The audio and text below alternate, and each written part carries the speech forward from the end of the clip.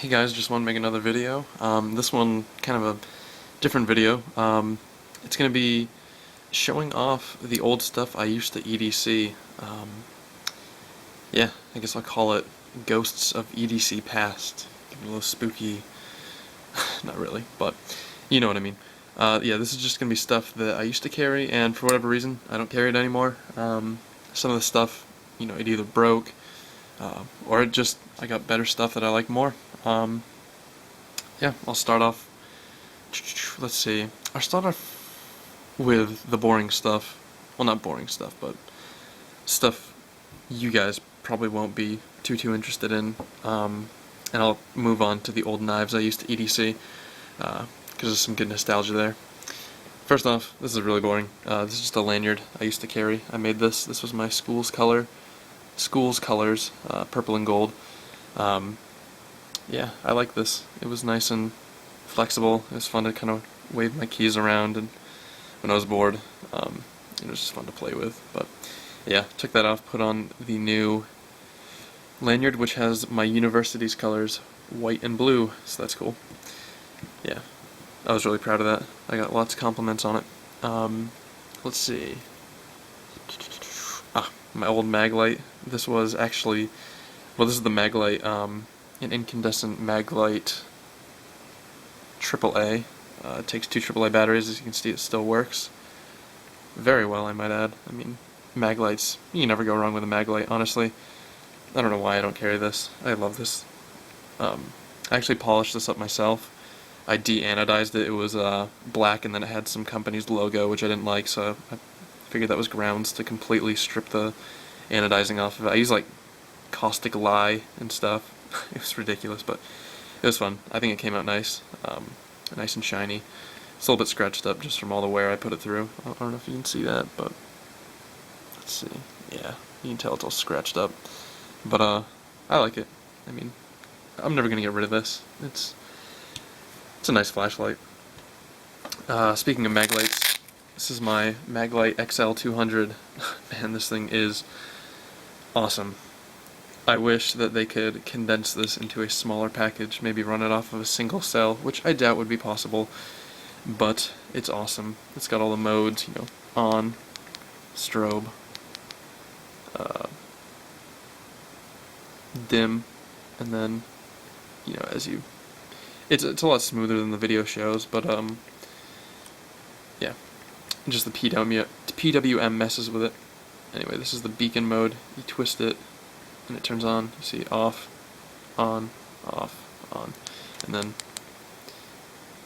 yeah, there's an SOS mode. And what's really cool is you can dim this by holding the button and turning it. It gets it in. You hold this back button, which has actually nice. It shows how many clicks to get to what. There's always on, strobe, and you can adjust the strobe rate, which is really cool. I really like this flashlight. I have used this a lot. It's gone on a lot of camping trips. I keep this bottle cap on it just because it diffuses light really well. Kind of nice it's softer on the eyes, in my opinion. Yeah, I used to always carry this on my belt in this package before I got any pocket flashlights that I could truly pocket or something like that. Yeah. So there's those. My Leatherman P4 squirt. Yeah, I stopped carrying this just because I really didn't find that I used it all too much. Which is a shame, because I really like this. Yeah, I just, I don't know what to say. Don't really use it, but it's still a great tool. I love these things. Who knows, maybe I'll give it to someone someday. I'm sure they'll appreciate it, because I have the PS4 as well, which just sits in my little Max Edition pouch, waiting to be used, which it will. I mean, I've used these things a lot, like, collectively, just not a lot at one time, like little tiny jobs that, I don't know. But I just stopped carrying it, I didn't need it. My old watch, the Casio MQ-24, as you can see, lots of wear on this. Very thin, kept good time. But I just stopped wearing it once I got this, because I really love this watch. It's so sweet. Well, from time to time I'll put this back on, if I'm going to work out or be outside or going swimming or something, where I don't want to get the other one, the leather band on it wet. But yeah, this works fine. But I don't EDC it every day. I think that's it for that stuff. I'll get into the knives now, which are much more interesting. Let's see, this is technically the very first thing I ever carried as a knife. It is a Duluth, I think it's Duluth Trading Company. Yeah. I got this when I was in like 4th grade with my dad for Christmas. I thought it was the coolest thing. Yeah, you can't really flick that out. One of those. Almost cut myself. Yeah, lots of blade play. Up and down too, which is bad.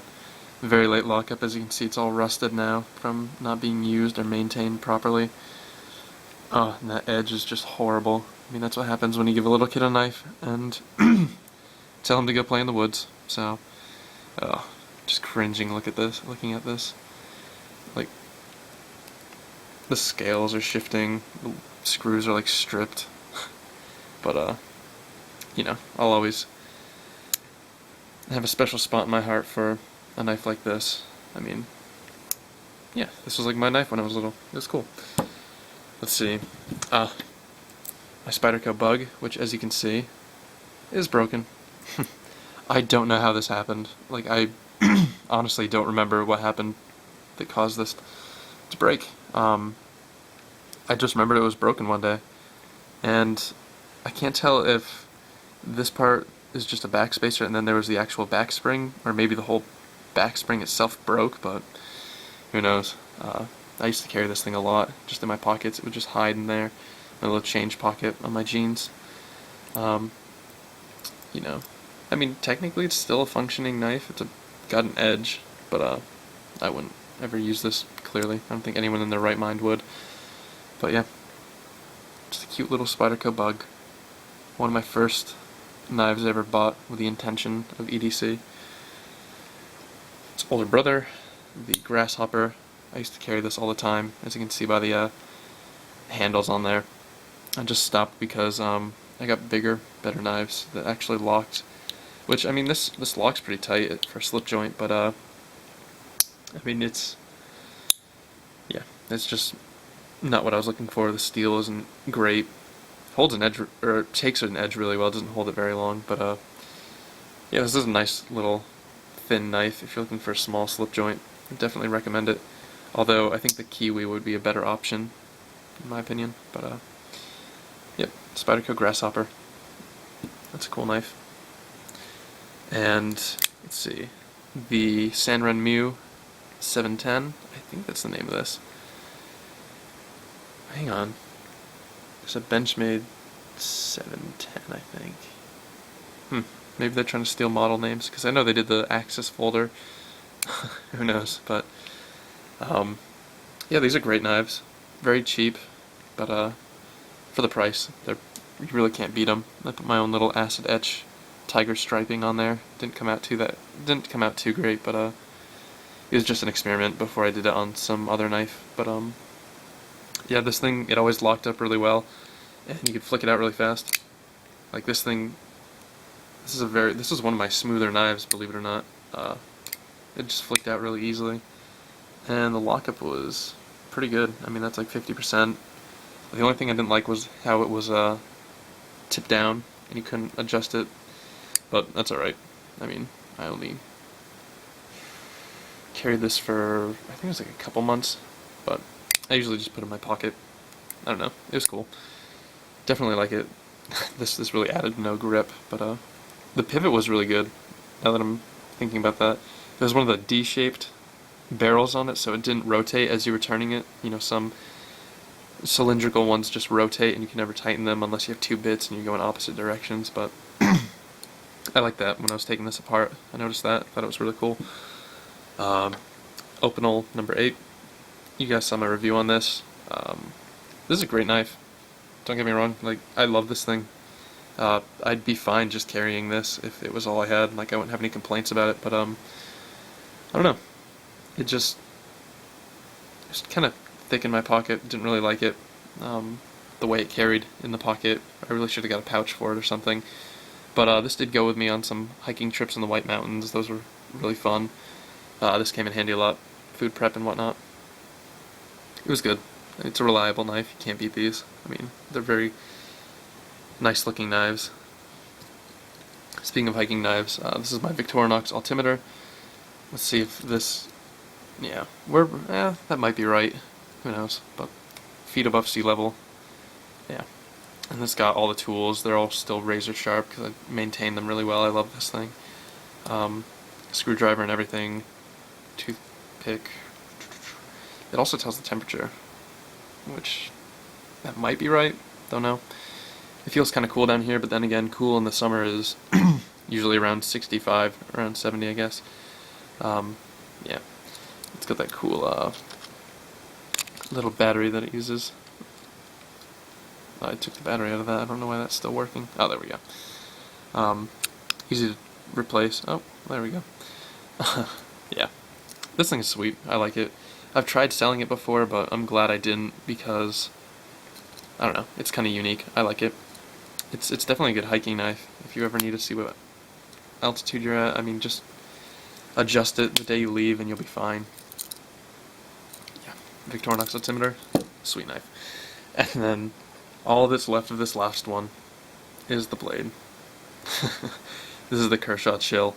I stonewashed it and then I just kind of messed up the handles to the point where I couldn't even use them, so this is all that's left of it. Good old Kershaw. HCR13 MOV, I think this was, yeah. And like I said in my Ripple review, I mean, you can see now how similar the blade shape was, and how, you know, this would follow the ramp of the thumb on the handle, and then it just kind of comes down to the blade. You know, if you added that swedge there, I don't know, looks awfully similar to the Ripple, but, you know, I'm sure that, you know, there's only so many knife designs you can do, and the Ripple was designed really well. But I really like this knife. This is my first knife that I would clip in my pocket and use all the time. I love the flipper on it. It was my first flipper knife. Well, this is actually the second one I had. The first one I gave away to a friend. Yeah. I really like the Chill. I think it makes a great first EDC knife. They're very light. It's a liner lock, G10 handles, and it's pretty cheap. It's only like 20 bucks. They're great. They take edges really well. They're bead blasted, which is, they kept, mine would rust on me, so that's why I would either sand it down to a satin finish or try to put a finish on it like an acid etch, you know, trying to keep this part from being etched, or else it would get some blade play. I mean, they all have blade play, but yeah, trying to minimize that, I guess. Yeah. So those are my old EDC knives, and yeah, I guess that's the ghosts of my EDC past. Now I'm onto stuff like the Spyderco Dodo, which, you know,